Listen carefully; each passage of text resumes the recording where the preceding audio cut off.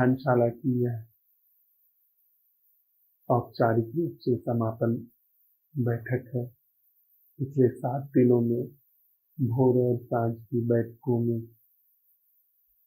तब जबकि वर्षा ऋतु विदा होने को है और शीत ऋतु के आगमन की पश्चात ओस की बूंदों के रूप में भोर के समय मिलने लगी है। वर्षा कम हो चली है, कांस के फूल खिलने लगे हैं। हिमालय पर्वत की इस गोद में एक बहुत सुंदर नदी के किनारे हम सब लोग कुछ मित्र साथ साथ चलते हुए स्वयं को देखने की कला का इस भांति सत्यापन करते चले हैं कि इस कला से जो हमारे जीवन का दुख है, भ्रम है, वह अपनी पूरी संरचना के साथ प्रकाशित हो जाए। एक तरफ यह प्रकाशित हो जाए और दूसरी तरफ यह उस जीवन को भी अवसर दे दे जो कि भ्रम में नहीं है, जो वास्तविक नैसर्गिक है, और उस जीवन को अवसर दे दे जो अमृत है। साथ साथ चलते हुए हम लोगों ने कई कोणों से स्वयं को देखने की कला सीखी है।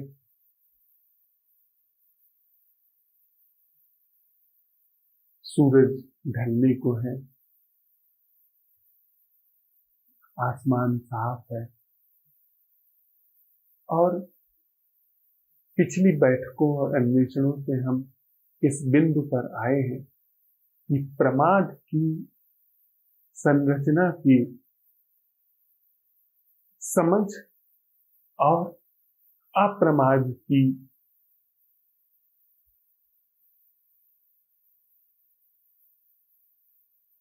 जो नैसर्गिकता है उसका अनावरण, उसका जीवन में अवसर, यह अब वैचारिक न होकर के एक अंतर्दृष्टि के रूप में, और ऐसी अंतर्दृष्टि जो कि जीवन के संदर्भ में है, अर्थात जीवित अंतर्दृष्टि है, जागृत अंतर्दृष्टि है। वह किसी गांव का रास्ता नहीं है कि किसी गांव में रह रहे व्यक्ति को एक अंतर्दृष्टि होती है कि कौन से घर का रास्ता किधर से होकर के जाता है। वह ऐसा नहीं है जो बुद्धि में संचित रहता है, वह जीवन में प्रवाहित अंतर्दृष्टि। तो जैसे जैसे व्यक्ति गौरी शंकर पर चढ़ना शुरू करता है वैसे वैसे वह अपनी सारी बिलोंगिंग्स, जो उसके साथ की वस्तुएं हैं, उन्हें वो छोड़ता जाता है, क्योंकि शिखर पर और कम लगभग शरीर ही ऊपर जाए ऐसी स्थिति बन जाती है। लोग अपना पानी का बोतल भी नहीं लेकर ऊपर जाने में सक्षम होते हैं।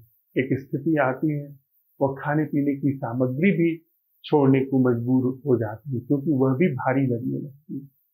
तो धीरे धीरे हम लोगों ने बहुत भांति से अन्वेषण किया, देखा, समझा, जाना, अपने को जानने के लिए असंभव प्रश्न उठाए और इस बिंदु पर पहुंचे हैं कि अब हमारे पास सिर्फ एक कौन है। कौन शब्द को समझ लें, जो अंधियारे में अचानक चमक उठती। आप वो कोई रास्ता नहीं सूझ रहा है जीवन में, अचानक कोई सॉल्यूशन आ जाता है, कोई समाधान आ जाता है।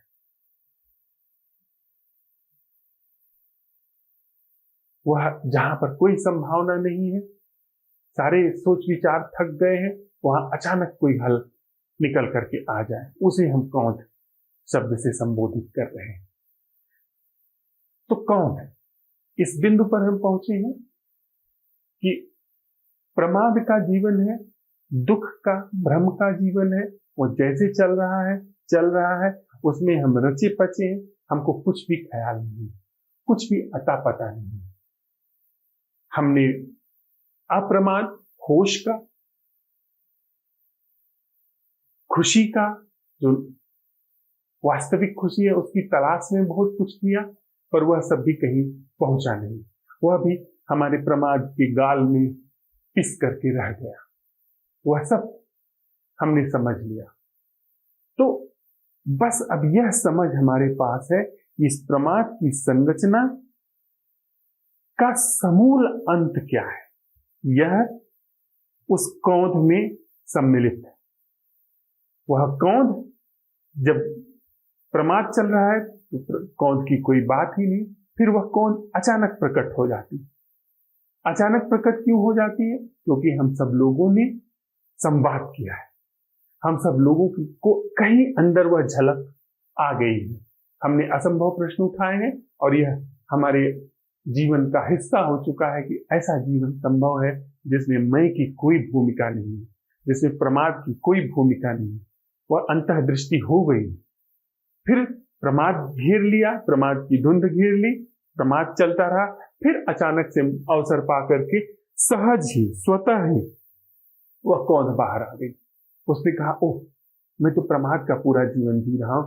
तो उसी में, फिर उसी कौंध में अब तक के हमारे सारे अन्वेषण का निचोड़ है कि इस पूरी प्रमाद की संरचना का समूल और एक मुस्त, बिना एक पल खर्च किए अंत क्या है। यह प्रश्न उठा और साथ ही इस प्रश्न के उठने के साथ ही यह जीवन पाया गया जो नैसर्गिक जागरण का है, जिसमें कोई जागने वाला नहीं है, कोई जीने वाला नहीं, जागरण मात्र है। ऐसा जीवन जिसमें यह जीवन के रूप में जो हम लोगों की अभिव्यक्ति है, इस अभिव्यक्ति में रोए रोए में जागरण पाया जाता है। वह जागरण सहज रूप से हमारे जीवन का हिस्सा हो जाता है। तो यह सत्यापित हुआ है अब तक की हमारी खोज में, संवाद में, अन्वेषण में, कि ऐसा जीवन है जो कि अप्रमाद का है, जिसमें मृत्यु नहीं है। ऐसा जीवन संभव है जिसमें तनिक भी भ्रम नहीं है। ऐसा जीवन संभव है जिसमें रंच मात्र भी दुख नहीं। तो यह जो कौंध, जब प्रमाद का जीवन चलता है कोई बात नहीं, अचानक वह कौंध आती है जिस कौंध में इस पूरे प्रमाद के जीवन का एक मुस्त अंत, बिना समय की एक पल खर्च किए, और उस अप्रमाद की जीवन का उद्घाटन, अनावरण। तो न यह प्रमाद हमारे हाथ में है जो स्वचालित रूप से चलता है, न वह अप्रमाद हाथ में है, और यह कौंध जो है वह कौंध भी सहज रूप से आती है। तो बस औपचारिक रूप से हम कहें तो हम बस कौंध को जानते हैं, अर्थात जो प्रमाद का जीवन है वह प्रमाद का जीवन है। ऐसी एक कौंध बस हमारे अंदर हमें पता चलती, हमारे रूप में पता चलती। कौंध के साथ ही हम प्रमाद विसर्जन और अप्रमाद का वहां जीवन पाया जाना।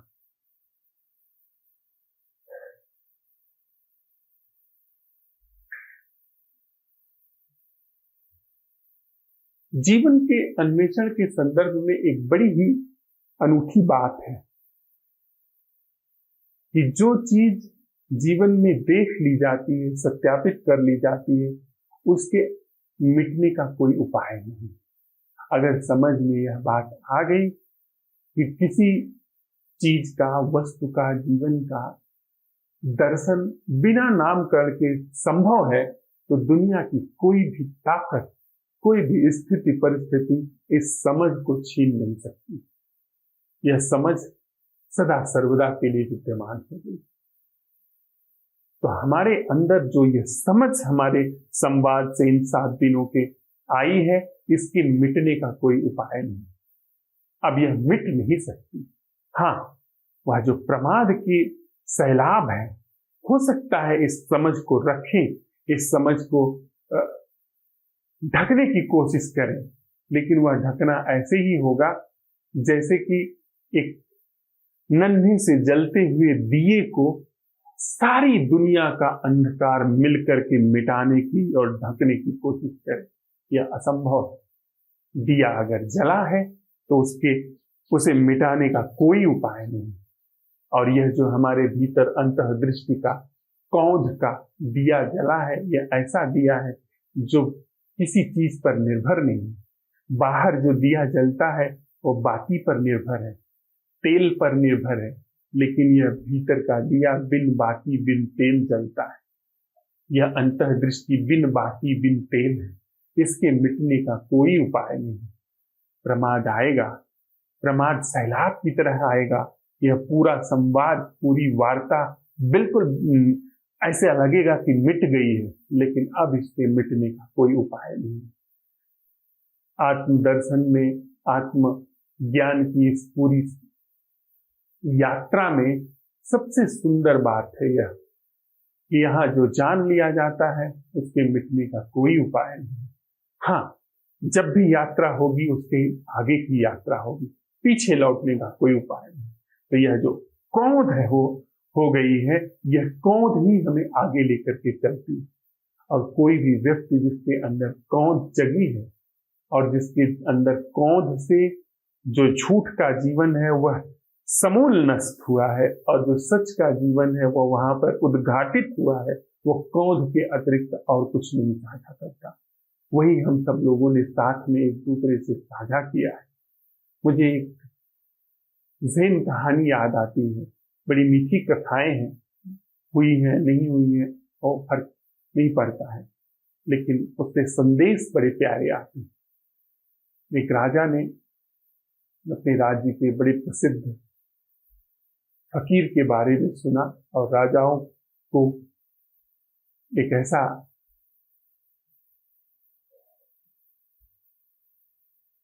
भ्रम या सच जो भी कहें हो जाता है तो उन्होंने इस क्षेत्र में सबसे ऊंची पदवी हासिल कर ली है, जिसे संसार कहते हैं। वह राजपद पर है, श्रेष्ठतम। तो वो दूसरा भी क्षेत्र जो है उसमें भी श्रेष्ठतम हो जाए। तो उसने अपने राज्य के बड़े प्रसिद्ध संत को आमंत्रित किया। प्रसिद्ध हुए इसलिए भी थे कि वो उनके पास जो जाता था वो वही नहीं लौटता था जो पहले गया था।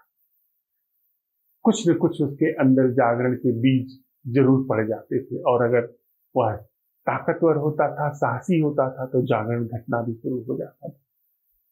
उसने कहा अपने वजीर को कि उनको आमंत्रित करिए, हमारे वो राज अतिथि होंगे, उनका हम सम्मान करना चाहते हैं, उनसे मेल जोल बढ़ाना चाहते हैं। वजीर जो था, जो मंत्री था, वो बराबर उनके यहाँ, उन संत के यहाँ उसका आना जाना था। उसने कहा कि यह थोड़ा मुश्किल बात है कि वो आए, लेकिन मैं कोशिश करूंगा। और उसने प्रयास किया और संत राजी हो गए राजा के पास आने के लिए। राजा ने अपने दरबार में खूब शाही प्रबंध करवाया उनके स्वागत के लिए, खाने की मेज सजाई, और वो जब खाने की मेज पर बैठे, अचानक उन्होंने, जब वो संत आए और खाने की मेज पर बैठे, अचानक उन्होंने बड़े जोर से मुक्का मारा मेज पर। पूरा राज दरबार स्तब्ध रह गया राजा के सामने, और इतनी तेजी से मुक्का मारा गया और उन्हीं के खाने की मेज पर। यह तो राजा का घोर अपमान है। सब लोग स्तब्ध हो गए कि राजा तो एकदम सिर कटवा देगा। लेकिन इसके पहले राजा कुछ समझ पाता, वो उठ करके चले गए। राजा ने बड़े क्रोध में मंत्री की ओर देखा, कहा कि यह क्या धृष्टता रही इस आदमी की, तुम कैसे आदमी को ले आए? वह तो यहाँ आकर के अपमानित करके गया। तुमने तो कहा था कि वो यहाँ आकर के हमें कुछ पवित्र संदेश देगा, हमें कुछ शिक्षित करेगा उस क्षेत्र में, उस लोक के बारे में जिसका हमें अता पता नहीं। यह तो अपमानित करके गया। वजीर मुस्कुराया, उसने कहा कि मैं लंबे समय से उनको सुनता रहा हूं, लेकिन जैसा प्रवचन, जैसा संदेश उन्होंने आज दिया है, वैसा कभी नहीं दिया। उनके प्रवचनों में यह श्रेष्ठतम प्रवचन है। राजा ने कहा कि तुम तो उससे भी बड़े मूर्ख मालूम पड़ते हो। एक तो वह यहाँ पर मुक्का पटक करके अपना गया है, और अब तुम उसको संगत ठहरा रहे हो कि उसने प्रवचन दिया। क्या यह बेहूदगी की बातें हैं? वजीर ने कहा, बिल्कुल यह सच बात है। उनकी शिक्षाओं का सार ही यही है, जागरण, होश। राजा, आप गुस्ताखी माफ करें, यहां पर पूरा दरबार सोया हुआ है। पूरा दरबार न जाने किस मद में डूबा हुआ है। वह सब लोग आपकी चाटुकारिता में लगे हुए हैं, आप लोगों की चाटुकारिता करवाने में लगे हुए हैं। यह सारा साम्राज्य, यह सारा सुख वैभव, यह सब कुछ, यह जो भविष्य की योजनाएं हैं, अभी का जो संसार है, इसमें जो हम आप डूबे हुए हैं, वह सब कुछ सिर्फ इस एक मुक्के से चौंक करके जागता है। वह चौंक करके जागना जो है, वह अचानक जो जग जाना है, वही तो उनकी शिक्षा का सार है। वह सिर्फ जगा ही तो रहे हैं, और क्या कर रहे हैं? उन्होंने अपने जीवन में जगाने के अतिरिक्त और कुछ नहीं किया।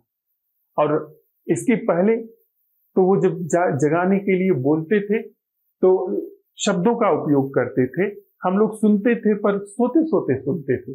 पर यहाँ परिस्थिति ऐसी थी कि आप मौजूद थे, और आपका अपमान ये सारे लोगों के कान खड़े कर गया, और वो उन्होंने कर दिखाया। वो सिर्फ कान खड़े करने के लिए आए थे। राजा को भी बात समझ में आई, और बात ऐसी ही है। यहाँ क्या कहने को है, यहाँ क्या सुनने को है, सिवाय यह समझ लेने को, सिवाय इस कौंध के, यह जो जीवन हम जीते चले जा रहे हैं, यह जो हमारा अब तक का जीवन रहा है, आगे जो जीने की योजना है, इसका कहीं कोई अस्तित्व ही नहीं, इसका कहीं कोई वजूद ही नहीं। वह पल भर के लिए जो राजा अपनी सारी सोच विचार की श्रृंखला से टूट करके थोड़ी देर के लिए अचंभित हुआ, ठीक उसी क्षण में जो स्थिति उसकी थी, असल स्थिति वही है। न कहीं कोई राज्य है, न कहीं कोई मंत्री है, सब बस बैंड बाजे के खेल, छोटे बच्चे के खेल है कि कोई राजा बना है, कोई मंत्री बना है। यह सारा जो संसार है, यह सारा जो अस्तित्व है, यह किसी का नहीं और सबका है। यह होना न होना ही एक नासमझी की बात है। यहां मैं तक का होना नासमझी की बात है, और मैं की कुछ बिलोंगिंग होना तो बड़ी दुर्भाग्य की बात है। वह हमको सच्चे जीवन से छिटका देती है, ख्यालों में ही सही पर छिटका देती है, दुस्वप्न से ही सही पर छिटका देती है। और दुस्वप्न, दिवा स्वप्न ऐसे हैं कि एक सोना होता है जिसे हम रात में करते हैं नींद, और एक होता है दिवा स्वप्न। दिवा स्वप्न न जागरण है न सोना है, वह बनावटी चीज है, और हम सब लोग दिवा स्वप्न में हैं। हम लोग सब लोगों के अंदर यह जो एक विचारों का सातत्य चलता रहता है, दिवा स्वप्न है। कौंध, वह जो मुक्के से आई कौंध थी, वह कौंध हमारे अंदर ऐसे इस ध्यानशाला से चमक करके आई है कि बस प्रमाद की प्रति कौंध, और वह कौंध बढ़ेगी। वह कौंध अब घटने वाली नहीं है, वह मिट नहीं सकती। वह कौंध भीतर भीतर बढ़ेगी। जीवन की हर चोट, जीवन का हर दुख, जीवन का हर अपमान, जीवन की हर हीनता, जीवन की हर दीनता, जीवन की हर क्षुद्रता, दरिद्रता हमें इस कौंध की ओर लेकर के आएगी।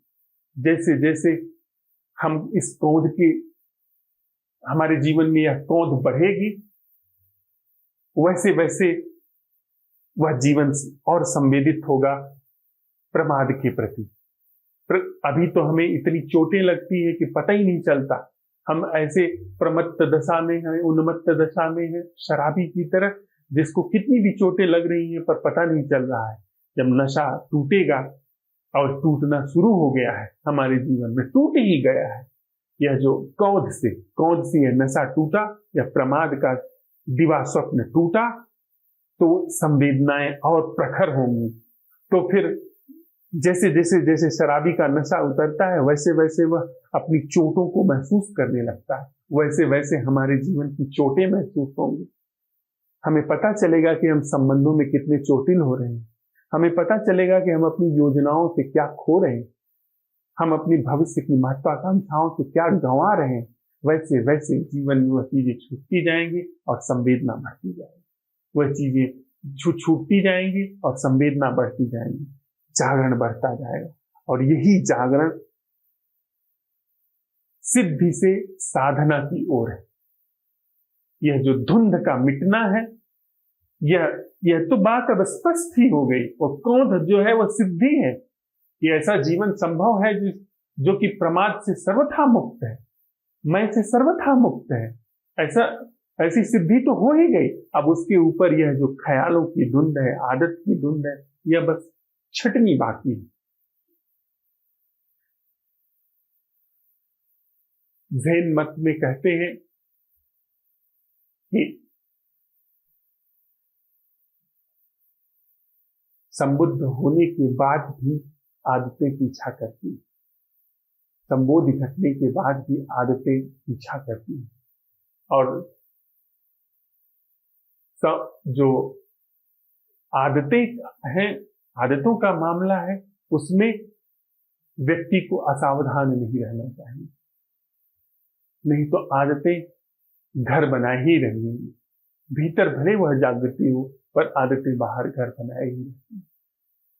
तो यह जो आदतों का गिरना है, यह धीरे धीरे अपने आप ढल जाएगा। बस हमको वह जो कौंध है, निह प्रयास जो आने वाली कौंध है, उसे देखते चलना है, और वह आनी ही है। बस अब जो यह धारा फूट पड़ी है, यह बहती ही जाएगी। मेरी मंगल कामना है कि यह धारा बहती ही रहे। यह जो कौंध का दिया जला है, यह जला, इसके लिए अशेष साधुवाद। और नहीं बुझेगा फिर भी मंगल कामना, यह जलता ही है। यह जो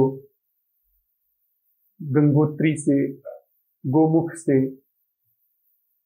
थोड़ी सी परम जागरण की झलक आई है कौंध के रूप में, यह बहते बहते धीरे धीरे गंगा सागर हो ही जाए, यह सागर के समान हो ही जाए, ऐसी मंगल कामना। हम सब मित्र आए, हम सब लोगों ने साथ में चलते हुए स्वयं को जानने की इस कला को सीखा। उसके लिए अस्तित्व में जो यह परिस्थिति जुटाई, जो यह आयोजन जुटाया, उसके लिए हम सब लोग अशेष अनुग्रहित हैं। हमारा शरीर साथ दे सका, हमारे आसपास की सारी योजनाएं साथ दे सकी, हमारे अंदर ऐसी प्यास थी मन में, मन हमारा साथ दे सका, हमारा हृदय साथ दे सका, हमारी ऊर्जा साथ दे सकी, और वह जो अज्ञेय है उसकी कृपा साथ दे सकी हमें। इसके लिए हम लोग अस्तित्व के प्रति, और जो जाना है, जो जानी परिस्थितियां, उनके प्रति तो अनुग्रहित हैं ही। जो अनजानी अज्ञेय परिस्थितियां हैं, जो अज्ञेय है, जो सभी परिस्थितियों के पार है, उसके प्रति भी हम अशेष रूप से अनुग्रहित हैं। और हम सब मंगल कामना करते हैं कि यह जो कौंध है, यह कौंध बढ़ती जाए, और फिर से जो भी इस यात्रा में अनुकूल हुआ उसके लिए अशेष